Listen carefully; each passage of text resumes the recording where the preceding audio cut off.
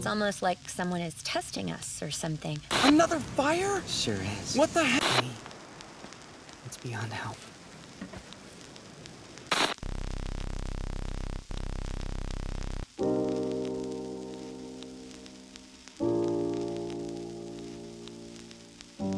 This is my third attempt to write a meaningful script about this anime I loved watching. I think it's because I'm a terrible writer, even when I know it's probably just because I'm scared of so many little changes and the lack of any at the same time, because I feel like I'm missing so much by chasing what I want, and I have so much I want to express, I keep trying to jam it into scripts where it doesn't fit to kill two birds with one stone. Everything kept coming out endlessly negative as I got more and more frustrated with how pointless the words I was writing felt. And I can't think that this is disconnected from the anime. Its surreal take was something new and beautiful to me. I think this is how anime should play with the medium more, not just explosions and powers, but this. But that alone isn't enough to make me love it. What I adored more than the absurd physicality was the equally untamed mentality. It's safe to say Sonny Boy is a beautiful mess. The story is about monkey baseball, fighting over single hairs for thousands of years in fully relative time, a boy who's spoken to by God, builds an ark that survives a flood, and then God is actually just kind of terrible. Things just kind of happen as this school of kids sent adrift into the void of somewhere only called this world, develop their powers, and start to form their own society anew, complete with the same pitfalls you think they would have left on Earth. They can shift the world around them, create new ones at will, order anything they want from an Amazon cat knockoff that actually just clones items from the real world, or they can light up a finger. Things are just happening. There's no rhyme or reason to these powers, these world and their rules, or anything. As someone who spent years analyzing anime based on cause and effect, character actions, technical details, the end result, and so on, this made things challenging. Do I break down the individual stories that were some of the strongest points of the anime? Do I try to draw some meaning from it all, pour hours into the dialogue and the visuals, and see what I can try and find? I don't know. And with limited time creativity faces in society and my own lack of ability, I'll never know. I just know things are happening, nothing more. But I think that might be all we need to know about Sonny Boy. As I wrote this, I listened to some of the best of its soundtrack on repeat, and I felt a sense of simplicity. I had to guess randomly until I found the songs I was looking for, since I only found them in Japanese. I had no idea what the words I was reading or hearing represented. To me, they were as good as meaningless. All I have from them is the vague feeling which persists beyond our limited forms of communication. And this is also what I get from Sonny Boy. Not that the anime itself is meaningless, but that it's about meaninglessness. Things just happen because this is a random world adrift in the endless nothingness. There is no purpose for why any of this happens. You could say one of the flaws of the anime is how things do just happen, or how some aspects are introduced only to be forgotten about and brought back in later or dropped entirely. This is something I've hounded other anime for. It's like how the initial bad guy crew of the student council are hinted to be major players, but then they become a third party with minimal impact. Or how a fake version of their teacher Miss Aki appears randomly from the ocean, and how or why is never explained. She simply disappears into the rift as the action shifts away from her and the students who followed her. The Tower of Babel, bearing the name of a biblical story, seems like it should be a pretty big deal. Will God once again punish man for trying to reach heaven and scatter them across the void? Who knows? Once Nagara leaves, that's that. It was still there and probably still is, but we never know. Things happen, and outside of our knowledge, they keep going on or fade away as we're blissfully unaware. These could all be called flaws of the anime. Maybe it really is just a chill soundtrack and cool visuals and something that felt genuine rather than a chasing of trends or success speaking to me. But I think Sonny Boy is more than some failure of storytelling. I think this is a deconstruction of all of those typical elements. It's possible to craft an anime where things feel meaningless without the action itself feeling meaningless.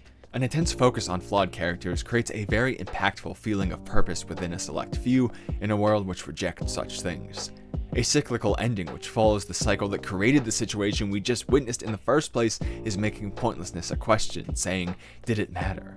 Splitting the cast apart just as we'd come to love them, a sharp twist of the knife that highlights the loneliness that's possible even with endless opportunity. These are all excellent ways that anime have left me with a feeling of powerlessness. Sonny Boy did the same thing, but in a much different way. Throughout these scripts, I've sulked out of my chair and laid on the ground, begging for some purpose to jump out as they so often do, but it didn't. What did were half-finished thoughts that seemed like the path to success, only to be abruptly halted in a mess of aggravation and confusion, and that's what the plot of Sonny Boy is. Things simply happen, are dropped, picked back up, and forgotten, because that's just life. It should be no secret that the rift they find themselves in, that they call this world, is really nothing more than our own world. So much so that I have written them the same and will speak them the same in this script. One's exaggerated a bit more, but that's about it. There's haves and have-nots based on their powers, so some of them have to work and others don't. Mizuho even says, That's reality and capitalism, you know? Once they've established a monetary system. They're still outcasts, only here it becomes more literal. They're actually cast out, frozen and placed away from the rest of society because they have a dream which doesn't abide by the status quo. They're mocked and belittled to no greater purpose. They have to fish for food, they play the same games they did before, they fall in love and drift apart, some believe in God and others don't. A lot of things are just their excuses to feel special. The only real difference here is that death isn't certain, time is more relative, and a few more technical details. With a new world at their fingertips, what they make is just a meek recreation of the life they struggled to return to. There's no grand continuity to everything here because no matter what, whether people exist in this world or this world, life is the same. Life is life, nothing more. A bunch of powers and odd occurrences and unlimited time don't give it any more meaning. The unlimited time one is the one that really gets me. Rajjani returns from 2,000 years of travel and says there is no soul, life is meaningless, and eventually we all become nothing, whether through death or attrition. He's still not able to comfort a crying Nagara any more than just sitting next to him. I feel for this. I've spent the past 5 years of my life searching for some greater truth to existence, yet when someone is crying, the most I can ever do is sit there as a meek physical comfort. With endless possibilities and all time, humans are still so human in this void. This is why I say when I talk about the meaningless in Sonny Boy, what did it all mean? There's no more point to this absurd action than you initially think because that's just what this world and this world are. No matter where, how, or why we exist, life is life, humans are humans, and only the things that can happen do happen. One of my favorite details from the anime that highlights this is God. He's their principal, so surely that must mean something, that they were chosen, that this is a test, and there's some secret connection that will change their situation in the world. But no, he's just there. He isn't God because he's their principal, and he isn't their principal because he's God. He is just their principal, and he is just God. Not everything is connected, not everything will make sense. Like the seemingly plot holes of the anime, not every loose end is tied up. Things just happen, things just exist. So it seems to say that some overall meaning that would tie it all together into one neat package will never exist within our human possibilities. Either we or the universe is incapable of meaning. It's all just a roll of the dice. Another reason I struggled with writing about Sonny Boy so much is the fact that meaninglessness is undeniably a part of the anime. It feels almost irresponsible of me to analyze something and leave you with nothing more than nothing matters, a justification for nothing and everything alike that holds inherent to itself no moral value. That's something I refuse to do. Luckily, so did Sonny Boy. The ending is much like everything else we've discussed. It just occurs because it was able to. We have no specifics on why, or when, or how. We just observe that it's occurring. Nagara and Mizuho make it back to this world, and that's it. They know each other now. They each carry the experiences of this world, but everything else is the same. Nagara speaks to Nozomi, but only briefly, seemingly ignoring their promise. But then we never did see him shake on it. We just assumed he did. I guess we assume things will change. But from all that effort, only the slightest differences are made. It's the same school, the same people, the same everything. Except for a slightly different Nagara and a slightly different Mizuho. He doesn't take the baby birds in to care for them, but he checks on them when he passes by. He doesn't push Mizuho to talk with her, but he makes an effort. Instead of sitting around, he starts to work. It's all just life, but the slightest bit different. And that change really is just his smile. A new outlook that gives him hope. And what is this new knowledge? The same thing we've been discussing, that everything is meaningless. It's a hopeful nihilism that he used to conquer this world. At the midpoint of the anime, we see them re-edit themselves into the world. But what really stuck out to me here is the fact that the process only worked when Nagara, the one who could create new worlds, observed the process of creating one. What mattered wasn't the changes to the film. What mattered was that he was aware of those changes, and that he was the one taking the action for those changes. It didn't actually result in anything more than the knowledge that everything they had done was for naught, but it was a subtle shift, like what he experiences in the ending. Through all the logic and labeling and trial they go through searching for some meaning, none of it matters until they look at it like it does. And I think this knowledge of perspective is what drives his ability to escape back to this world. In the very next episode after the edit, he's transported to the Tower of Babel where he has no power to create a new world or travel to another one. He's stuck, wondering why these people would keep working without questioning why. What we learn from Futosaboshi is a meek hope they hold. They know there's really no point to what they're doing deep down, but they cling to nonsense stories into some vague sense of purpose because without that, they have nothing. They see this hope as the only thing that keeps them going, and in a sense, it does. It gives them an excuse to wake up and continue in endless labor, a not so subtle parallel to the society, but it also stops them from going anywhere else but right here. This isn't a method for progress to just cling to anything, it's only stagnation. Does 200 years of carrying rocks really feel like progress? Nagara, in discarding this false and unquestioning sense of purpose, realizing that the direction and the goal were meaningless like everything, is able to conquer the tower. He's able to start walking the other way, not through a feat of strength or against some oppression, but against the idea in his own head that he had to walk a certain way. By discarding purpose, he was able to do endlessly more than those who clung to a weak lie of purpose. もう一回友達になろうって。When you accept that there is meaning to nothing, it can feel defeating. How would we do anything, take any action, if none of it matters? Whether I get out of the bed behind that green screen or not, in the grand scheme of things, nothing will change. Before I have even lived, I'm defeated. This is more along the lines of Azakaze, as in their final meeting, he acknowledges that everyone is gone, that there is nothing left in this world for him, as he's truly defeated. Yet he refuses to return. I think it's because he can't. Returning and ending the pointless drifting therein means not just acknowledging that it and you are pointless, but accepting that fact as well. He's always had the ability to change this world, even if it's just in physically and equally meaningless, undefined ways. He tells the pair that they won't be able to change the world because he knows even when you're gifted the power to seemingly change it, it still means nothing. He knows better than anyone else, but he never accepts. But in acceptance comes power. If we have no ability to change the world, if we are simply nothing, then there's nothing which can exert power over us. You can't push on something that doesn't exist. By accepting that we, a part of the universe, are devoid of an inbuilt purpose and powerless, we can be unafraid of power from anything else. There is no success or failure in life. There are states which may come to contain our successes and our failures, but that's just down to probability, the whim of causality in the universe.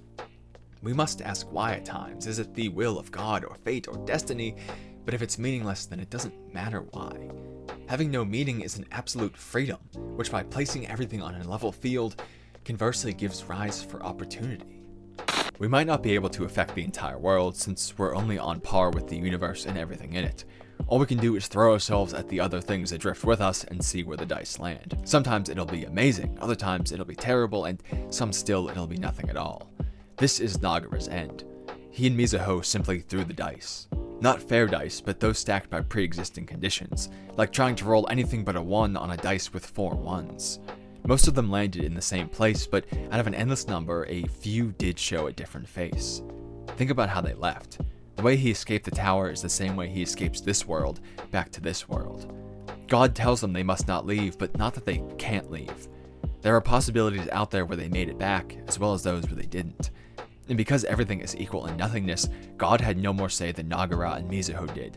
By declaring that Nagara was powerless, in turn, God became so as well. Did it lead to anything more than a lucky roll of the dice? No, not really. But doing so against God's will is something pretty special, whatever it means or doesn't mean. And it would be a crime to leave Nozomi's words out of this as well. She mentions to Nagara that she does odd and wild things precisely because they scare her. And earlier that we don't have any worth just because we're born.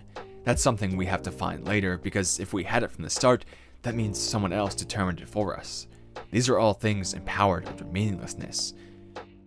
New things might be terrifying. Trust me, I'm a lot like Nagara. I would rather just accept defeat at something I don't know and move on rather than try it. I do it quite a lot. Sometimes I think I just want to be unhappy because it's easier than trying. But when nothing matters, then why would I be scared of the little possibilities? Some things have terrible outcomes, but others and a lot of things don't. They just have more completely meaningless ones. And I've been thinking about that to give myself a push recently. When I want to talk to someone new, but the idea of losing their potential connection scares me, I think about that. Whether I have it or not, it's meaningless. As Mizuho says, there's things you don't know until you try them. If you never try, then there's only possibilities, nothing real and nothing more. And for the second point, not having any worth just because we're born. The opposite of that is often the common idea. We're humans, we're life. There's something special and sacred about that, right? The universe convened to make us in a vast space which appears to have no equal. Does our mere existence give us some rights like that? Nozomi's point is true. If we're born with that value, then it means it's either determined by someone else or it's the same for everyone. And if that's the case, then it seems pretty pointless, doesn't it? Either way, what's left is just to find value or to find a new value. We've said a lot here that everything is just the random whim of causality and that it's all pointless in the end. And it is. Everything is just a roll of the dice, nothing more. But possibilities entail a lot of things. We may not be able to pick exactly where we end up, but who's to say there isn't a possibility where we find meaning? If everything is pointless, then that's just as valid as everything and anything else. Nothing and everything is possible. So I don't think there's anything stopping us from creating a purpose out of meaninglessness. It's human to ask why. It's the work of individuals to answer why. I'm really not sure how good of a script this is. I'm recording this right after writing it, and I'm gonna go back and do the rest later, but I kind of wanted to do this right now before I knew how good this was, or if I repeated myself, or if I needed to change anything or anything like that.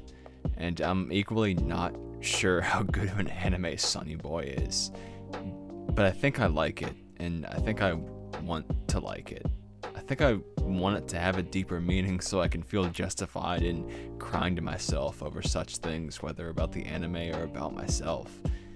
So I hope this script is good, and I think and I want to stick with it. I really don't know. After a rough day of frustration and failure, and I'm sitting in this room that's boiling hot because my PC has let off so much heat from running for the complete day on end as I tried to make something that sounded good about this, I managed to stick with a thought for long enough to make something I feel vaguely happy with. That's kind of a rarity as I get older, and I'm still young, so it feels odd saying that, but each passing day becomes a smaller and smaller percentage of my life overall, and after watching something so existential, I'm forced to think about the fact that one day maybe I'll have forgotten all of this and it'll be for nothing as I had lost all my ability to write. But then I think I'm coming to the realization that I don't really think I'm a writer. I'm just a person with thoughts who's able to collect them for just long enough to share them with others. And really, I guess it might all be kind of pointless. But I think we gave something value here. That something might be my life. This always does feel very fulfilling, knowing that I can do this for more than just myself. The fact that even more than one person listens to these things is insane. I think that's why it was so hard to make this video one which talked about pointlessness, because I can't find it in myself to say that everything is meaningless when this is something we've all created together. So I think Nozomi's words are the most important part. Everything starts out meaningless, and a lot of it stays that way. It's just another possibility that can come from a roll of the dice, and together over the years, we've rolled those dice and we've reached that outcome. We did that. I have no doubt about it in my mind. And for that, I have to say once again, thank you.